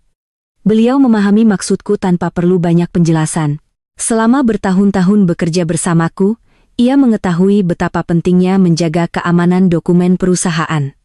Berbagai salinan administrasi yang telah disiapkan sebelumnya mulai digunakan dalam proses-proses yang tidak menyangkut dokumen asli. Sementara itu, sertifikat dan berkas kepemilikan yang asli tetap tersimpan aman di tempat yang hanya diketahui oleh orang-orang kepercayaanku. Seluruh langkah tersebut dilakukan sesuai prosedur hukum dan administrasi yang berlaku. Tidak ada yang dilakukan secara tergesa-gesa. Tidak ada yang menimbulkan kecurigaan. Aku juga meminta agar akses terhadap sejumlah data penting diperketat. Semua perubahan dicatat secara resmi. Setiap tindakan memiliki jejak administrasi yang jelas. Tidak ada celah yang bisa dimanfaatkan oleh siapapun. Hari demi hari berlalu, aku tetap memainkan peranku sebagai pasien yang belum sadar sepenuhnya. Yoga mulai jarang datang. Kalaupun datang, waktunya tidak lama. Ibu malah terlihat jauh lebih tenang dibanding hari pertama. Ayu beberapa kali tampak sibuk menelepon seseorang di luar ruang perawatan. Sementara itu, tim hukum perusahaan terus bekerja sesuai instruksi yang telah kuberikan. Seluruh dokumen penting telah diamankan. Berbagai salinan administrasi digunakan sesuai kebutuhan operasional. Aku menerima laporan singkat setiap malam melalui Dr. Arif. Semuanya berjalan sesuai rencana. Suatu sore aku kembali mendengar percakapan dari luar ruangan. Kali ini Yoga terdengar lebih percaya diri. Aku akan urus semuanya. Ibu malah menjawab pelan. Jangan sampai ada yang terlewat. Ayu menambahkan sesuatu yang tidak dapat kudengar jelas. Aku kembali memejamkan mata. Mereka tampaknya mulai mengurus berbagai berkas yang mereka anggap akan mempermudah langkah mereka yang tidak mereka ketahui. Seluruh langkah itu justru membawa mereka semakin jauh dari tujuan yang mereka bayangkan, karena dokumen yang mereka yakini sebagai jalan menuju seluruh hartaku bukan lagi dokumen yang sebenarnya. Tanpa mereka sadari, sejak jauh hari aku telah memastikan bahwa semua yang berusaha mereka kuasai hanyalah bayangan dari sesuatu yang telah diamankan di tempat lain. Hari-hari berlalu sejak aku masih terbaring di rumah sakit. Tubuhku memang belum sepenuhnya pulih, tetapi kondisiku sudah jauh lebih baik dibanding saat pertama kali dibawa ke sini. Aku sudah mampu duduk lebih lama, berbicara lebih jelas, dan melakukan beberapa aktivitas ringan tanpa bantuan. Namun di hadapan keluarga Yoga, aku tetap mempertahankan keadaan yang berbeda. Aku masih terlihat lemah. Aku masih jarang membuka mata ketika mereka datang. Aku masih membiarkan mereka berpikir bahwa aku belum memiliki cukup tenaga untuk memahami apa yang terjadi di sekelilingku. Bukan karena aku ingin berpura-pura selamanya. Aku hanya membutuhkan waktu. Waktu untuk memastikan semua bukti terkumpul. Waktu untuk memahami seberapa jauh rencana mereka, dan waktu untuk mempersiapkan langkah yang tepat, agar kebenaran tidak bisa mereka bantah. Setiap hari aku menerima laporan dari orang kepercayaanku. Tidak banyak. Hanya informasi penting yang berkaitan dengan pergerakan Yoga, Ibu Mala dan Ayu. Awalnya aku berharap mereka akan merasa bersalah.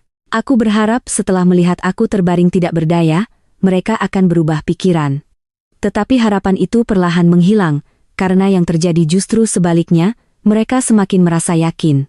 Mereka mulai bertindak seolah-olah semuanya sudah berada dalam genggaman mereka. Suatu sore, orang kepercayaanku datang membawa laporan baru. Wajahnya terlihat serius ketika duduk di kursi dekat tempat tidurku. Bu Salma, ada perkembangan. Aku menatapnya. Apa yang terjadi? Yoga mulai mengurus perjalanan ke luar negeri. Aku mengerutkan kening. Kemana? Dubai. Untuk beberapa detik aku hanya diam. Dubai. Di saat aku masih terbaring di rumah sakit, mereka justru mempersiapkan perjalanan ke luar negeri. Siapa saja yang pergi? Yoga, Ibu Mala dan Ayu. Aku menunduk. Ada rasa sakit yang kembali muncul di dalam dada. Bukan karena perjalanan itu, bukan karena mereka meninggalkan rumah sakit, tetapi karena aku akhirnya melihat dengan jelas bahwa mereka tidak lagi berusaha menyembunyikan perasaan mereka. Mereka benar-benar percaya bahwa aku sudah tidak memiliki masa depan. Mereka tahu kondisiku. Tentu, Bu. Mereka masih menerima informasi bahwa kondisi ibu belum stabil. Aku menarik napas panjang dan mereka tetap pergi. Orang kepercayaanku mengangguk. Iya. Aku memejamkan mata sebentar. Dulu aku selalu percaya bahwa keluarga adalah tempat seseorang pulang ketika dunia terasa berat. Namun sekarang aku justru menemukan bahwa luka terdalam terkadang datang dari orang yang paling dekat. Sementara aku masih berada di rumah sakit, kehidupan Yoga dan keluarganya berubah menjadi sesuatu yang sangat berbeda. Mereka mulai mempersiapkan perjalanan itu secara terbuka. Dari laporan yang kuterima, Ibu Mala terlihat sangat bersemangat. Beliau mulai membicarakan pakaian yang akan dibawa, memilih barang-barang yang ingin dibeli, membicarakan tempat-tempat yang ingin dikunjungi. Seolah-olah perjalanan itu adalah hadiah besar setelah melewati masa sulit. Padahal masa sulit yang mereka maksud adalah saat aku berjuang mempertahankan hidupku. Ayu juga terlihat sangat antusias. Ia mulai berbelanja berbagai kebutuhan perjalanan. Beberapa barang bermerek dibeli. Foto-foto persiapan mulai muncul di media sosial. Mereka memperlihatkan kebahagiaan yang membuat siapapun yang melihatnya mungkin berpikir bahwa tidak ada masalah dalam keluarga mereka. Mereka tersenyum, mereka tertawa, mereka merencanakan masa depan. Tetapi tidak ada satupun dari mereka yang membicarakan bagaimana kondisiku. Tidak ada pertanyaan tentang rasa sakit yang kualami, tidak ada kekhawatiran apakah aku akan bisa kembali berjalan normal, yang mereka pikirkan hanyalah kehidupan setelah aku tidak ada. Suatu malam, aku menerima rekaman tambahan dari tim keamanan. Rekaman itu bukan berasal dari rumah sakit, melainkan dari aktivitas mereka. Selama beberapa hari terakhir, aku melihat Yoga duduk bersama Ibu Mala dan Ayu di sebuah restoran. Mereka tampak santai, tidak ada wajah sedih, tidak ada kecemasan. Mereka berbicara tentang rencana setelah kembali dari perjalanan. Mereka membahas rumah tentang perubahan yang ingin dilakukan, tentang bagaimana mereka akan mengatur beberapa hal. Aku menonton rekaman itu dalam diam. Dulu aku mungkin akan menangis melihatnya, namun kali ini tidak. Entah mengapa, hatiku justru menjadi lebih tenang. Mungkin karena aku akhirnya berhenti berharap pada orang yang sudah memilih jalannya sendiri. Aku menyimpan rekaman itu sebagai tambahan bukti, bukan untuk membalas dengan emosi, tetapi untuk memastikan semua tindakan mereka tercatat dengan jelas. Beberapa hari sebelum keberangkatan, Yoga datang ke rumah sakit. Kedatangannya berbeda dari biasanya, ia terlihat terburu-buru. Ia berdiri di dekat tempat tidurku cukup lama. Aku tetap berpura-pura tidak sadar, Salma. Suara itu terdengar berat. Untuk sesaat aku hampir membuka mata. Bagaimanapun juga dia adalah pria yang pernah menjadi orang paling penting dalam hidupku. Namun aku menahannya. Aku ingin tahu apa yang sebenarnya ada di dalam pikirannya. Aku harus pergi beberapa hari. Ia berhenti sejenak. Kamu harus kuat. Kalimat itu terdengar seperti perhatian. Tetapi anehnya tidak terasa hangat. Tidak ada ketulusan yang dulu selalu kurasakan. Beberapa detik kemudian, Yoga pergi. Aku membuka mata perlahan setelah pintu tertutup, air mataku jatuh. Bukan karena aku ingin dia kembali, melainkan karena aku sedang berduka atas seseorang yang ternyata sudah berubah jauh sebelum aku menyadarinya. Hari keberangkatan mereka akhirnya tiba. Melalui laporan yang masuk, aku mengetahui mereka datang ke bandara dengan penuh percaya diri. Ibu malah mengenakan pakaian terbaiknya. Ayu sibuk mengambil foto. Yoga terlihat tenang. Mereka membawa beberapa dokumen yang mereka yakini akan membantu mereka mengurus berbagai hal setelah kembali. Mereka tidak tahu bahwa dokumen yang mereka pegang bukanlah kunci menuju apa yang mereka bayangkan. Mereka tidak tahu bahwa sebagian besar rencana mereka sudah terbaca. Mereka tidak tahu bahwa aku masih memiliki kendali atas hidupku sendiri. Pesan dari orang kepercayaanku masuk beberapa menit sebelum pesawat berangkat. Mereka sudah masuk ruang tunggu. Aku membaca pesan itu perlahan. Lalu beberapa menit kemudian pesan berikutnya muncul, pesawat sudah lepas landas. Aku meletakkan ponsel di samping tempat tidur. Untuk pertama kalinya setelah kejadian itu, aku merasa memiliki ruang untuk bernapas. Tidak ada lagi suara mereka di sekitar rumah sakit. Tidak ada lagi tatapan yang harus kuhadapi. Tidak ada lagi kebutuhan untuk terus berpura-pura di depan mereka. Aku memandang langit dari balik jendela kamar. Awan bergerak perlahan. Dunia tetap berjalan, dan aku masih berada di sini, masih hidup, masih memiliki kesempatan. Aku menarik napas panjang lalu, perlahan mencoba menggerakkan tubuhku. Kali ini bukan sebagai seseorang yang menunggu belas kasihan, tetapi sebagai Salma yang mulai mengambil kembali kendali atas hidupnya. Aku menurunkan kaki dari tempat tidur. Perawat yang berjaga segera membantu. Pelan-pelan, Bu, aku tersenyum kecil.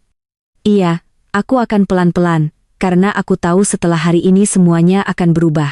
Aku tidak lagi hanya mengumpulkan bukti, aku mulai menyusun langkah. Langkah untuk membuka seluruh kebenaran yang selama ini mereka sembunyikan.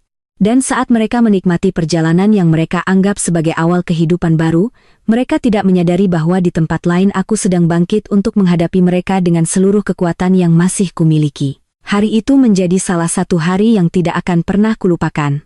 Setelah beberapa hari menjalani perawatan intensif dan terus berpura-pura berada dalam kondisi yang belum stabil, akhirnya dokter menyatakan bahwa kondisiku cukup kuat untuk dipindahkan ke ruang perawatan biasa.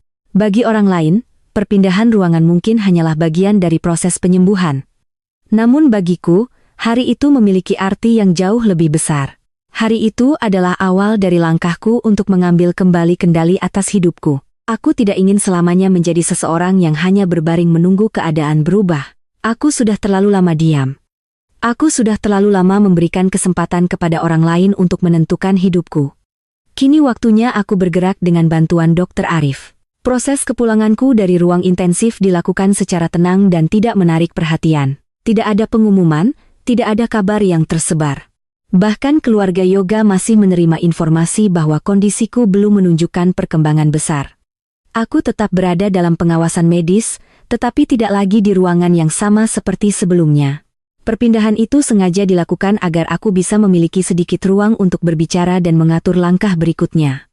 Saat pertama kali duduk di kursi roda setelah sekian lama, aku sempat terdiam. Melihat kedua kakiku yang masih lemah membuatku sadar bahwa aku memang telah melewati sesuatu yang sangat berat. Tetapi rasa lemah itu tidak lagi membuatku takut. Justru menjadi pengingat bahwa aku masih diberikan kesempatan. Kesempatan untuk mencari kebenaran, kesempatan untuk melindungi apa yang sudah kuangun, dan kesempatan untuk menghadapi orang-orang yang telah menghancurkan kepercayaanku. Hari berikutnya aku meminta pertemuan dengan pengacara perusahaan namanya Pak Rendra. Ia adalah orang yang sudah membantuku mengurus berbagai persoalan hukum sejak awal membangun perusahaan. Bukan hanya karena keahliannya, tetapi karena ia juga memahami prinsip yang selama ini kupegang, kejujuran dan kehati-hatian. Pertemuan dilakukan di ruangan kecil yang berada jauh dari rumah sakit. Aku datang dengan kondisi masih menggunakan alat bantu berjalan. Pak Rendra terlihat terkejut melihat keadaanku. Bu Salma, saya bersyukur Ibu selamat. Aku tersenyum kecil. Saya juga bersyukur masih diberi kesempatan. Beliau membuka berkas yang dibawanya. Saya sudah menerima beberapa laporan awal. Apa yang ditemukan? Pak Rendra menarik napas. Ada beberapa aktivitas yang tidak biasa terkait dokumen dan akses informasi. Aku mengangguk. Jelaskan semuanya. Beliau mulai membuka satu persatu laporan. Ada permintaan akses data, ada upaya memperoleh informasi aset, ada perubahan kecil dalam beberapa administrasi. Semuanya belum cukup untuk berdiri sendiri. Namun jika digabungkan, pola yang terlihat menjadi sangat jelas. Aku mendengarkan tanpa memotong. Setelah selesai, aku berkata pelan, saya ingin semua dilakukan sesuai hukum. Pak Rendra mengangguk. Itu juga yang akan kami lakukan. Setelah bertemu pengacara, aku melanjutkan pertemuan dengan notaris yang selama ini menyimpan dokumen penting milikku.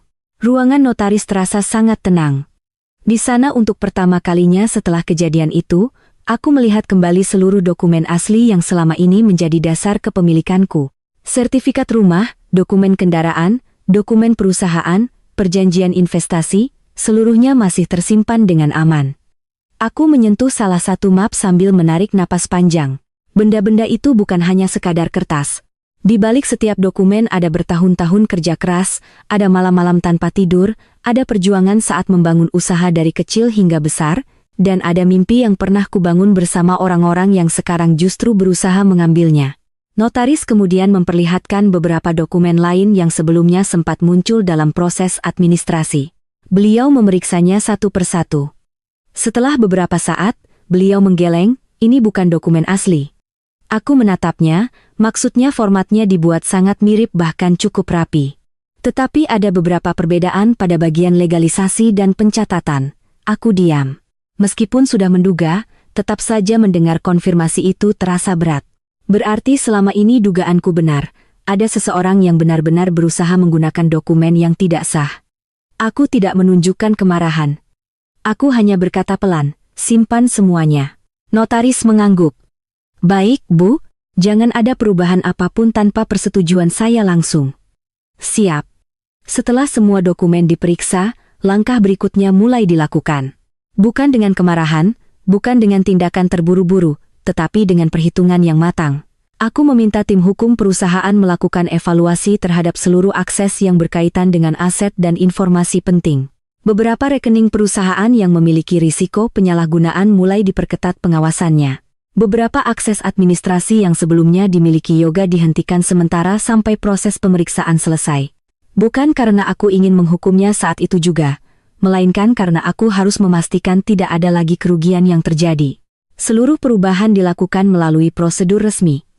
Setiap keputusan dicatat, setiap langkah memiliki alasan yang jelas. Aku tidak ingin memberi mereka kesempatan untuk mengatakan bahwa aku bertindak karena emosi. Aku ingin semuanya berdasarkan fakta. Sementara itu, di tempat lain, Yoga, Ibu Mala, dan Ayu masih berada di Dubai. Mereka tidak mengetahui apa yang sedang terjadi di belakang layar. Mereka masih merasa semuanya berjalan sesuai rencana. Mereka masih percaya bahwa ketika mereka kembali nanti, keadaan akan berbeda. Mereka mengira aku sudah tidak memiliki kekuatan untuk melawan. Mereka mengira aku hanya perempuan yang pernah mereka anggap mudah dikendalikan. Mereka salah, sangat salah. Beberapa hari kemudian, laporan dari tim perusahaan kembali masuk. Ada perubahan, Bu. Apa? Beberapa akses yang sebelumnya digunakan Ayu sekarang sudah tidak bisa digunakan. Aku mengangguk. Bagaimana reaksinya? Mereka mulai bingung, tetapi karena masih berada di luar negeri, mereka belum tahu penyebab sebenarnya. Aku tersenyum tipis. Untuk pertama kalinya sejak kejadian itu, aku merasakan sedikit ketenangan. Bukan karena aku merasa menang, tetapi karena aku tahu langkahku mulai berhasil. Ibu Mala yang sebelumnya merasa bebas mengatur berbagai hal mulai mengalami kesulitan. Yoga yang sebelumnya merasa memiliki kendali mulai kehilangan beberapa kewenangan. Ayu yang sebelumnya merasa sudah mendapatkan bagian mulai menyadari bahwa sesuatu tidak berjalan sesuai perkiraan. Namun aku belum ingin berhenti. Ini baru awal.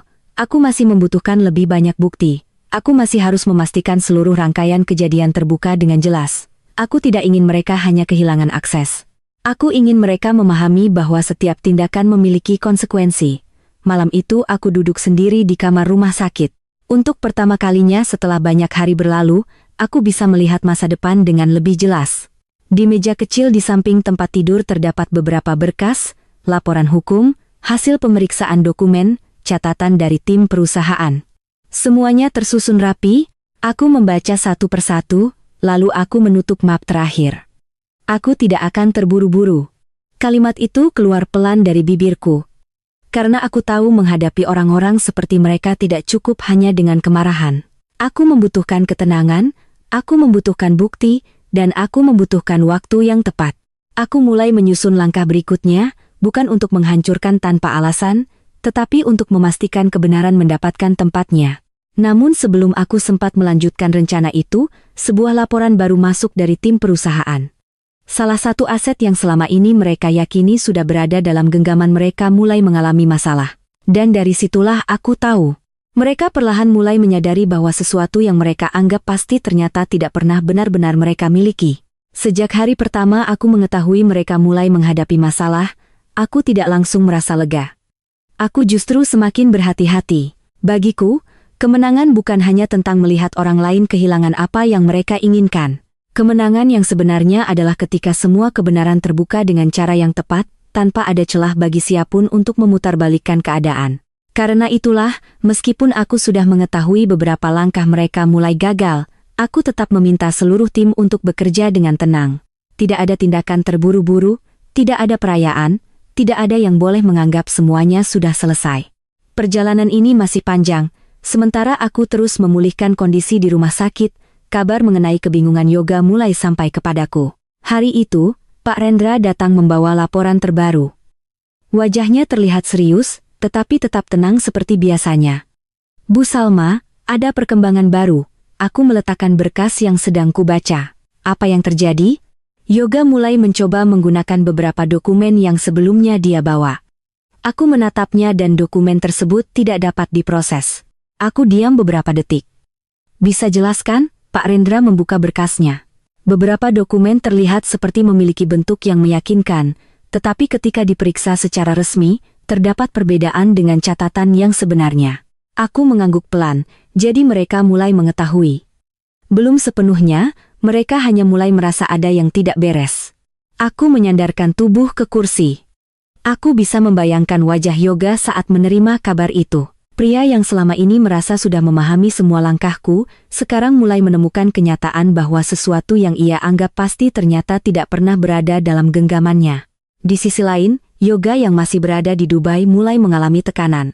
Awalnya ia datang ke sana dengan keyakinan penuh.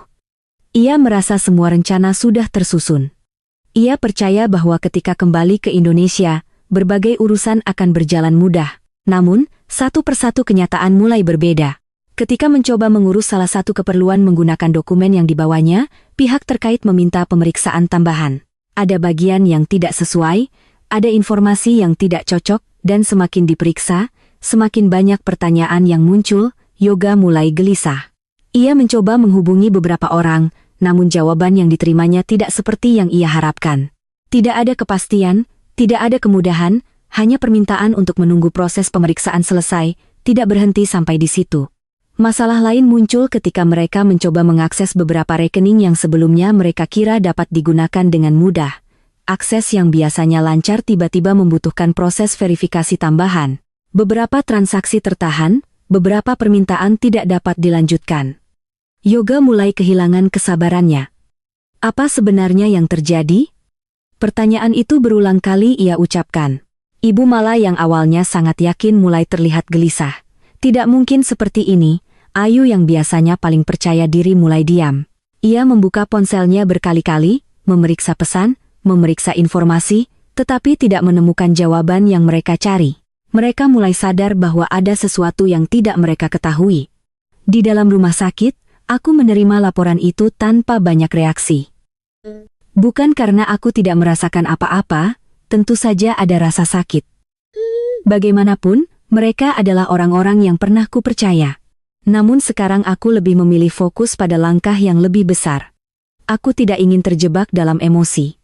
Aku tidak ingin hanya membalas rasa sakit dengan kemarahan. Aku ingin mereka bertanggung jawab atas pilihan mereka. Dan untuk itu aku membutuhkan bukti yang kuat. Pak Rendra kemudian menjelaskan langkah berikutnya. Kami mulai menyusun semua dokumen untuk proses hukum. Bu, aku mengangguk. Pastikan semuanya lengkap. Sudah. Jangan ada satupun bagian yang terlewat. Kami juga sudah mengamankan seluruh rekaman. Aku menatapnya termasuk dari rumah. Iya. Aku merasa sedikit lega. Rekaman dari kamera tersembunyi menjadi salah satu bagian penting dalam memahami apa yang sebenarnya mereka rencanakan. Tidak hanya percakapan, tetapi juga aktivitas mereka, gerakan mereka. Cara mereka mengambil keputusan semuanya tersimpan, tidak ada lagi yang hanya berdasarkan dugaan. Semua mulai memiliki bukti. Malam itu, aku kembali menerima laporan mengenai keadaan mereka. Yoga, Ibu Mala, dan Ayu mulai bertengkar. Mereka saling menyalahkan. Ibu malah menyalahkan Yoga karena dianggap tidak cukup berhati-hati. Kamu yang bilang semuanya sudah aman. Yoga membalas dengan nada tinggi.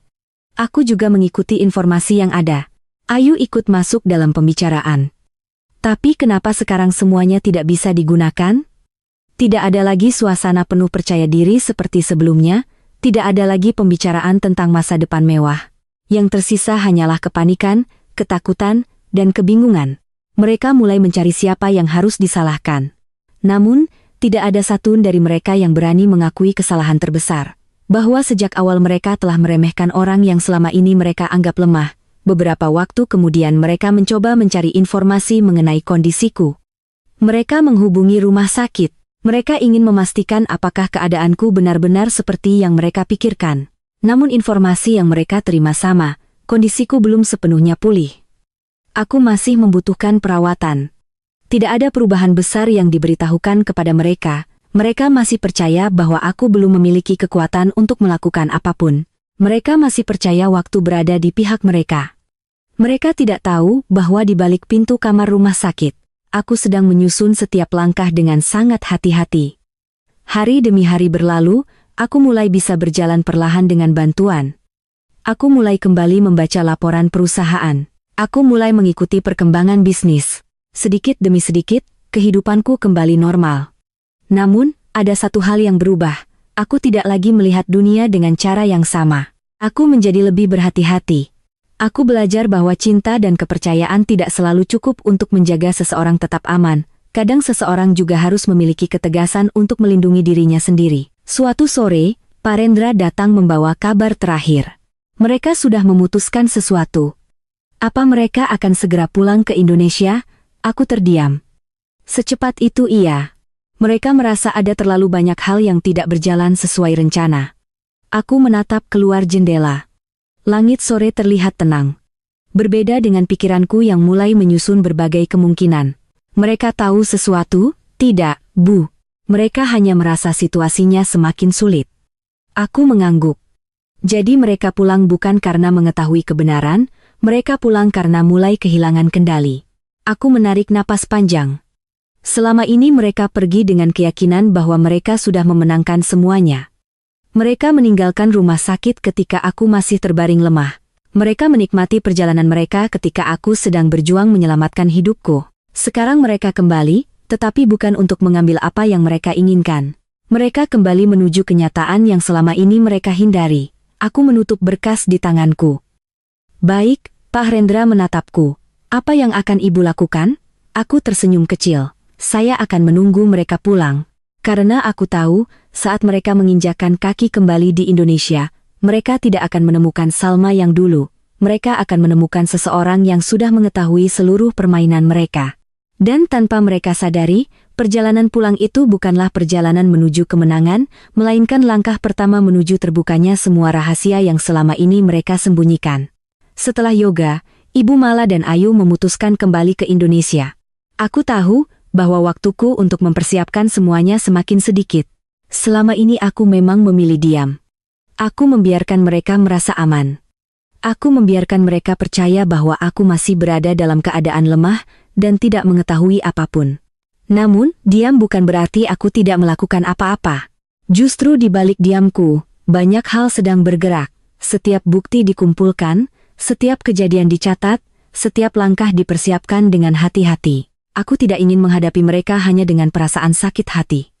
Aku ingin ketika kebenaran dibuka nanti, tidak ada ruang bagi mereka untuk menyangkal. Pagi itu, setelah kondisiku cukup stabil, aku meminta Pak Rendra mengatur beberapa pertemuan penting. Pertemuan pertama adalah dengan orang-orang yang mengetahui kejadian sejak awal. Aku tidak ingin hanya mengandalkan ingatan sendiri. Aku membutuhkan kesaksian dari pihak yang melihat, memeriksa, dan memahami apa yang sebenarnya terjadi. Orang pertama yang kutemui adalah dokter yang menangani kondisiku sejak awal. Beliau duduk di hadapanku dengan wajah tenang. "Bagaimana keadaan Ibu sekarang? Sudah jauh lebih baik, Dok." Beliau tersenyum kecil. Saya bersyukur. Aku mengangguk.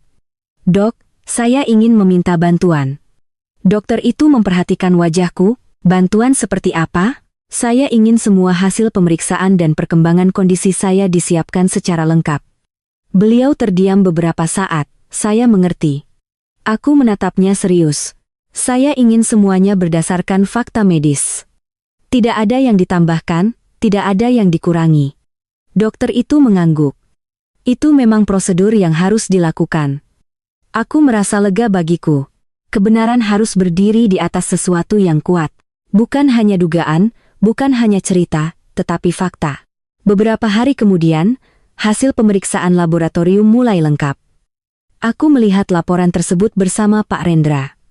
Setiap halaman dibaca dengan teliti. Ada catatan mengenai kondisi tubuhku saat pertama kali tiba di rumah sakit. Ada hasil pemeriksaan lanjutan. Ada catatan mengenai perkembangan selama perawatan. Aku tidak membaca semuanya dengan emosi. Aku membaca seperti seseorang yang sedang mencari kepastian. Karena selama ini aku sudah terlalu lama hidup dalam ketidakpastian. Kini aku membutuhkan jawaban. Selain itu, tim ahli juga mulai menyusun laporan berdasarkan bukti yang telah dikumpulkan. Bukan untuk membuat kesimpulan terburu-buru, tetapi untuk melihat hubungan antara satu kejadian dengan kejadian lainnya. Mulai dari perubahan dokumen, percobaan akses terhadap data, rekaman aktivitas di rumah, sampai kejadian yang membuatku harus dirawat. Semuanya disusun dalam urutan waktu yang jelas. Aku meminta agar tidak ada bagian yang dilebihkan. Jangan membuat mereka terlihat lebih buruk dari fakta yang ada. Pak Rendra menatapku. Bu Salma masih memikirkan keadilan. Aku tersenyum tipis. Saya hanya ingin semuanya sesuai kenyataan, karena bagiku tujuan akhirnya bukan sekadar membuat mereka jatuh. Tujuanku adalah memastikan tidak ada seorang pun yang bisa mengulangi hal yang sama kepadaku atau kepada orang lain. Sementara itu, seluruh rekaman kamera diperiksa kembali. Aku meminta tim memeriksa setiap bagian dengan teliti. Bukan hanya percakapan besar, tetapi juga hal-hal kecil. Gerakan, waktu, siapa yang datang, siapa yang pergi, semuanya. Kadang kebenaran tidak muncul dari satu kejadian besar, kadang justru terlihat dari kebiasaan kecil yang terus berulang. Beberapa rekaman yang sebelumnya hanya terlihat seperti percakapan biasa ternyata memiliki arti berbeda ketika digabungkan dengan bukti lain. Aku melihat kembali wajah Yoga. Aku melihat cara ia berbicara. Aku melihat bagaimana ia mulai berubah sejak beberapa bulan terakhir. Ada rasa sedih, tetapi kali ini aku tidak membiarkan rasa itu menghancurkanku. Aku hanya berkata dalam hati, "Kenapa kamu memilih jalan ini?" Yoga, pertanyaan itu tidak pernah mendapatkan jawaban. Bersamaan dengan itu, seluruh bukti digital juga diamankan. Tidak ada yang dibiarkan hanya berada di satu tempat. Semua dibuatkan salinan, semua diberi perlindungan tambahan. Aku belajar dari apa yang terjadi. Satu kesalahan kecil bisa memberikan kesempatan kepada orang yang berniat buruk. Karena itu, kali ini aku tidak ingin lengah. Seluruh data perusahaan juga diperiksa kembali. Akses diperketat, sistem keamanan diperbarui, tidak ada lagi ruang bagi siapapun untuk mengambil keputusan atas sesuatu yang bukan miliknya. Di sisi lain, seluruh aset asli yang menjadi milikku dipastikan aman. Rumah, perusahaan, investasi, dokumen kepemilikan, semuanya berada dalam pengawasan yang benar. Aku tidak merasa menang hanya karena berhasil melindunginya. Justru aku merasa sedih, karena dulu semua itu tidak pernah menjadi alasan untuk curiga kepada orang lain. Aku membangun semuanya agar bisa memberikan kehidupan yang baik, bukan agar suatu hari harus melindunginya dari keluargaku sendiri. Hari yang selama ini kupersiapkan akhirnya tiba. Aku memutuskan untuk kembali ke rumah, namun bukan seperti kepulangan biasa. Aku tidak ingin ada yang mengetahui terlebih dahulu. Tidak ada pemberitahuan, tidak ada kabar, tidak ada pesan kepada Yoga. Bahkan orang-orang terdekat yang tidak memiliki hubungan langsung dengan masalah ini pun tidak kuberitahu. Aku hanya ingin melihat keadaan sebenarnya. Rumah itu kembali terlihat sama seperti dulu. Pintu besar, halaman luas, ruang keluarga yang pernah menjadi tempat kami tertawa bersama. Namun, kali ini rasanya berbeda. Aku berdiri beberapa saat di depan pintu. Tempat yang dulu kupanggil rumah, tempat yang dulu kuanggap sebagai tempat paling aman, kini menjadi tempat yang menyimpan begitu banyak rahasia. Aku masuk perlahan, setiap sudut membawa kenangan, tetapi aku tidak membiarkan kenangan itu membuatku kembali lemah. Aku datang bukan sebagai korban, aku datang sebagai seseorang yang siap menghadapi kenyataan. Di rumah itu, aku mulai mempersiapkan pertemuan terakhir. Bukan pertemuan untuk berteriak, bukan pertemuan untuk melampiaskan kemarahan, tetapi pertemuan di mana semua orang akan melihat apa yang sebenarnya terjadi. Pak Rendra membantu mengatur semuanya. Pihak-pihak yang diperlukan mulai dihubungi, saksi dipersiapkan, dokumen disusun, waktu ditentukan. Tidak ada yang dilakukan secara sembarangan. Aku ingin ketika hari itu tiba semuanya berjalan sesuai rencana. Sementara itu, Yoga, Ibu Mala, dan Ayu masih belum mengetahui kepulanganku. Mereka masih menjalani kehidupan seperti biasa. Dari informasi yang kuterima, mereka masih merasa keadaan akan kembali seperti semula. Mereka masih percaya bahwa aku belum mengetahui apapun. Mereka masih berpikir bahwa semua yang mereka lakukan telah berhasil disembunyikan. Mereka tidak tahu bahwa aku sudah kembali. Mereka tidak tahu bahwa setiap langkah mereka telah tercatat. Mereka tidak tahu bahwa semua yang mereka anggap sebagai kemenangan sebenarnya hanyalah awal dari terbukanya seluruh kenyataan. Malam sebelum pertemuan itu, aku duduk sendirian di ruang kerja. Ruangan yang dulu menjadi saksi perjuanganku membangun semuanya. Di atas meja terdapat semua berkas yang sudah tersusun rapi. Tidak ada lagi rasa takut, tidak ada lagi kebingungan. Yang tersisa hanya ketenangan. Aku melihat jam yang terus berjalan. Hari yang lama kutunggu akhirnya semakin dekat. Hari ketika semua pertanyaan akan mendapatkan jawaban. Hari ketika semua rahasia yang selama ini tersembunyi tidak bisa lagi ditutup. Dan untuk pertama kalinya setelah sekian lama, aku merasa benar-benar siap menghadapi apapun yang akan terjadi. Hari yang selama ini kutunggu akhirnya tiba. Pagi itu, rumah yang pernah menjadi tempatku menyimpan begitu banyak kenangan kembali ramai. Namun, suasananya berbeda. Dulu rumah ini dipenuhi suara tawa, percakapan ringan, dan rencana-rencana masa depan. Kini rumah ini menjadi tempat di mana seluruh kebenaran akan dibuka. Aku berdiri di ruang keluarga dengan tenang. Tubuhku memang belum sepenuhnya kembali seperti dulu, tetapi aku sudah jauh lebih kuat. Bukan hanya secara fisik, hatiku juga sudah lebih siap. Aku tidak lagi datang sebagai seorang istri yang terluka dan bingung. Aku datang sebagai Salma yang sudah mengetahui semuanya. Beberapa menit kemudian, suara kendaraan terdengar dari halaman. Yoga akhirnya pulang. Bersamanya ada Ibu Mala dan Ayu. Dari kejauhan aku bisa melihat mereka masih memiliki ekspresi percaya diri. Mereka berjalan masuk seperti orang yang merasa tidak ada satuan masalah yang akan mengganggu kehidupan mereka. Yoga membawa beberapa dokumen. Ibu malah terlihat santai. Ayu bahkan sempat tersenyum sambil berbicara mengenai rencana mereka ke depan. Mereka belum mengetahui bahwa rumah yang mereka masuki hari itu bukan lagi tempat di mana mereka bisa menjalankan rencana mereka. Mereka memasuki tempat di mana semua kebohongan mereka akan terbuka. Ketika pintu ruang keluarga terbuka, langkah mereka langsung berhenti. Wajah mereka berubah. Mata Yoga membesar, Ibu malah terdiam. Ayu kehilangan senyumnya karena di hadapan mereka berdiri seseorang yang mereka yakini tidak akan mampu berdiri lagi. Aku Salma. Suara Yoga terdengar pelan. Aku hanya menatapnya.